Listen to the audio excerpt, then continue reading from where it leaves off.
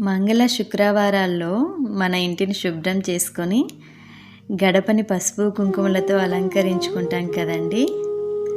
అలాగే ఇంట్లో ఉన్న లక్ష్మీ స్వరూపాలైన వస్తువుల్ని కూడా శుభ్రం చేసి పసుపు కుంకుమలు సమర్పించడం వల్ల ఇంటికి శుభం కలుగుతుందని నేను నమ్ముతాను. ఇంట్లో పాజిటివ్ ఎనర్జీతో పాటు ఆ వస్తువుల్ని చూస్తున్న ప్రతిసారి మనసులో కలిగే ప్రశాంతత నాకైతే చాలా హాయినిస్తుంది.